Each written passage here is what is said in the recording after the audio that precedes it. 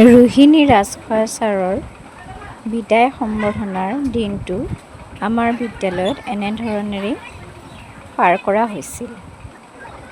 সেই দিনটো দেখি মই সঁচাকৈয়ে বহুত আপ্লুত হৈছিল। কাৰণ এনেধৰণৰ বিদায় সম্বৰ্ধনা মই আগতে কেতিয়াও দেখা পোৱা নাছিলোঁ। এজন অৱসৰপ্ৰাপ্ত প্ৰাথমিক বিদ্যালয়ৰ শিক্ষকক কেনেদৰে সন্মান যাচিব লাগে, কেনেধৰণেৰে শ্ৰদ্ধা কৰিব লাগে আৰু কেনেধৰণেৰে বিদায় জনাব লাগে, সেয়া এই বিদ্যালয়ত স্থানীয় ৰাইজ, ছাত্ৰ-ছাত্ৰী আৰু বিদ্যালয় প্ৰশাসনৰ ফালৰ পৰা দেখি মই সঁচাই আপ্লুত হৈছিলোঁ।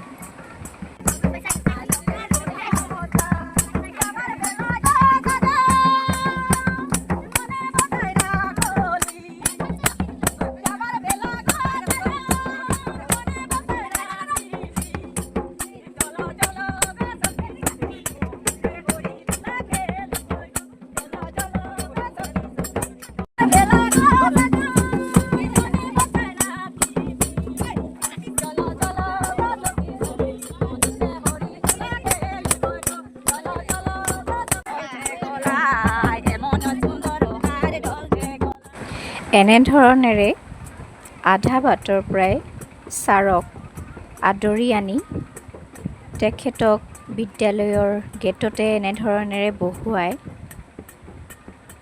আৰতি কৰি ভৰি ধুৱাই তেখেতৰ চৰণ চুই সেৱা জনাইছিল স্থানীয় ৰাইজে আৰু তেখেতক আদৰণি জনাইছিল।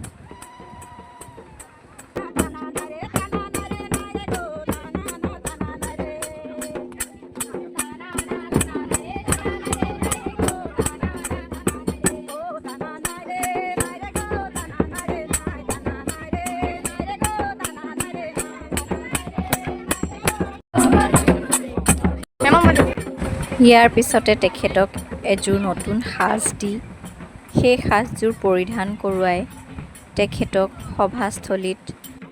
সভাত আসন গ্ৰহণ কৰিবলৈ লৈ যোৱা হৈছিল।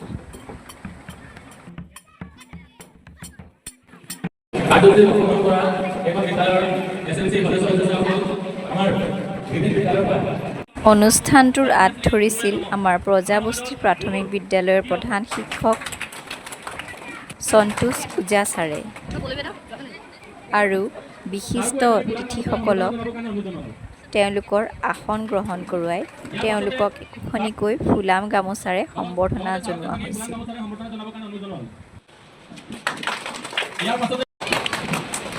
ইয়াৰ পাছত মই আমাৰ সকলো ছাৰ বাইদেউক মই অনুৰোধ জনালোঁ। জোৰদাৰ হাত চাপৰি দিয়ক।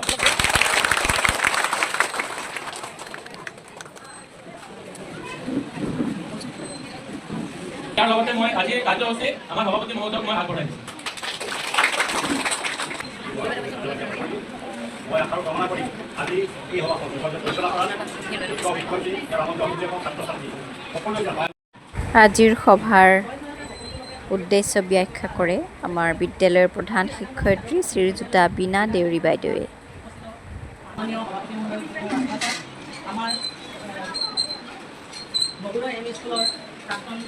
প্ৰধান শিক্ষক মাননীয় প্ৰেমদৰ্শন ছাৰ, সমাজ সেৱক বীৰেন্দ্ৰ তালুকাৰে আৰু দায়িত্বপতিত আমাৰ ৰাইদামোহালী আদৰ্শ প্ৰাথমিক বিদ্যালয়ৰ অৱসৰপ্ৰাপ্ত প্ৰধান শিক্ষক শ্ৰীযুত ৰোহিণী ৰাজখোৱা ছাৰ, প্ৰমুখ আমাৰ সভাত অনুষ্ঠিত শিক্ষাগুৰু শিক্ষয়িত্ৰীসকল, বিদ্যালয় পৰিচালনা সমিতিৰ সদস্যসকল, স্থানীয় ৰাইজ,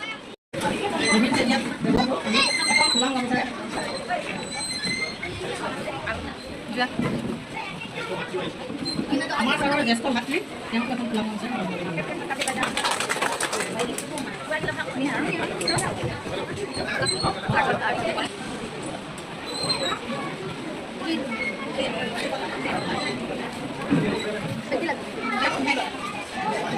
আমাৰ ছাৰৰ বন্ধু পৰেশ চেতিয়া ছাৰকো এখন ফুলাম গামোচাৰে আগলৈ আহিবলৈ অনুৰোধ কৰিছোঁ।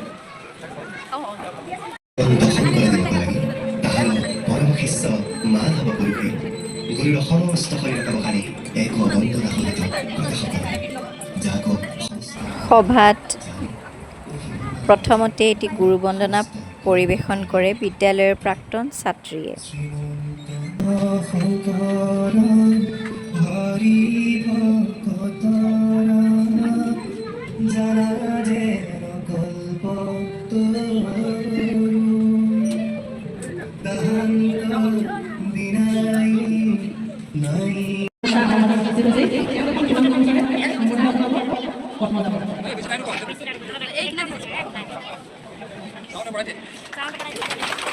ইয়াৰ মাজতে আমাৰ ওচৰৰ বিদ্যালয় কেইখনৰ পৰা অহা বাইদেউসকলে মিলি সকলোকে আপ্যায়ন কৰিবৰ বাবে চাহ মিঠাই এনেধৰণেৰে বিতৰণ কৰা দেখা যায়।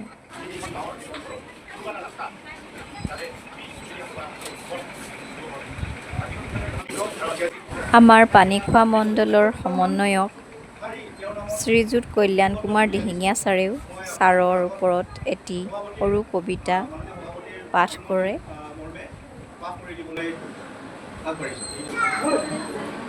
কথাখিনি হিৰোনামা দিছোঁ ৰাজখোৱা ছাৰ। তুমি আহিছিলা সপোনৰ পথ মুকলি কৰিবলৈ।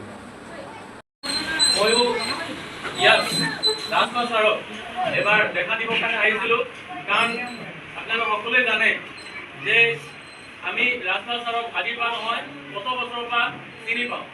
মই ৰাজখোৱা ছাৰক যেতিয়া ফোন লগতে সন্তোষ কুমাৰ ওজা ছাৰেও ৰাজখোৱা ছাৰৰ বিষয়ে দুআষাৰমান খুব সুন্দৰকৈ তেখেতৰ অভিজ্ঞতাৰ কথা বৰ্ণনা কৰে।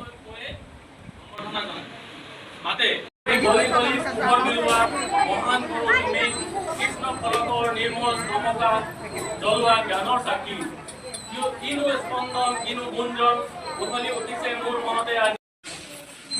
মই আজি যিটো কথা ক'ম বুলি ভাবিছোঁ যে ইয়াৰ পিছতে বিশিষ্ট অতিথিসকলে ছাৰৰ বিষয়ে দুআষাৰমান কয় আৰু আমাৰ বিদ্যালয়ৰ ছাত্ৰ একতা সভাৰ ফালৰ পৰা এগৰাকী ছাত্ৰীয়ে ছাৰৰ বিষয়ে তেওঁৰ অভিজ্ঞতাৰ কথা বৰ্ণনা কৰে। তাৰ পিছতে ছাৰক বিভিন্ন দল সংগঠন বিদ্যালয় প্ৰাক্তন ছাত্ৰ ছাত্ৰী সকলোৱে মিলি নিজস্বভাৱে সম্বৰ্ধনা আগবঢ়ায়। আমাৰ বিদ্যালয়ৰ ফালৰ পৰা যিখন সম্বৰ্ধনা পত্ৰ দিয়া হৈছিল সেই সম্বৰ্ধনা পত্ৰখন পাঠ কৰি দিয়া হয় আৰু তেখেতক সেয়া গ্ৰহণ কৰিবলৈ আগবঢ়াই দিয়া হয়। ৰাইডাং বঙালী আদৰ্শ প্ৰধান শিক্ষক শ্ৰীযুত ৰোহিণী ৰাজখোৱাদেৱলৈ গুণমুগ্ধৰ বিদায় সম্বৰ্ধনা। তাৰিখ 4 ছেপ্টেম্বৰ 2025। প্ৰতি মাননীয় শ্ৰীযুত ৰোহিণী ৰাজখোৱা প্ৰধান শিক্ষক ৰাইডাং বঙালী আদৰ্শ প্ৰাথমিক বিদ্যালয় অৱসৰ তাৰিখ 31 জুলাই 2025। সেই শ্ৰদ্ধাভাজন একো শিক্ষা নক্ষত্ৰ জয় জয়তে ৰাইডাং বঙালী আদৰ্শ প্ৰাথমিক বিদ্যালয়ৰ পৰিচালনা সমিতি শিক্ষয়িত্ৰীসকল সমূহ ছাত্ৰ ছাত্ৰী তথা স্থানীয় সচেতন ৰাইজৰ তৰফৰ পৰা আপোনালৈ ইয়াৰ পিছতে কৃতজ্ঞতা জ্ঞাপন কৰিছোঁ। সভাভংগ ঘোষণা কৰা হয় আৰু সভাভংগৰ পিছত প্ৰীতি আহাৰ গ্ৰহণ কৰা হয় আৰু তাৰ পিছতে স্থানীয় ৰাইজে বাহিৰত খুব হাঁহি স্ফূৰ্তিৰে তেওঁলোকৰ নৃত্য গীত প্ৰদৰ্শন কৰি ছাৰক দেখুৱায় আৰু ছাৰৰ আশীৰ্বাদ লয় আৰু শেষত ছাৰক পুনৰ আধা বাটলৈকে এনেধৰণেৰে আগবঢ়াই থৈ আহে। মোৰ ভিডিঅ'টো চাই থকাৰ বাবে ধন্যবাদ আৰু শেষত আমাৰ এই অনুষ্ঠানটোৰ কেইখনমান স্থিৰ চিত্ৰ আগবঢ়াইছোঁ। আশা কৰোঁ আপোনালোকে ভিডিঅ'টো চাই ভাল পাইছে। যদি ভিডিঅ'টো চাই ভাল পাইছে তেন্তে মোৰ চেনেলটো লাইক কৰিব, কমেণ্ট কৰিব আৰু ভিডিঅ'টো ভাল লাগিলে শ্বেয়াৰ কৰিব। লগতে মোৰ চেনেলটো ছাবস্ক্ৰাইব কৰি দিব। ইমান সময় ভিডিঅ'টো চাই থকাৰ বাবে সকলোলৈকে আন্তৰিক ধন্যবাদ জ্ঞাপন কৰিছোঁ। পুনৰ লগ পোৱাৰ প্ৰতিশ্ৰুতিৰে আজিলৈ আহোঁ।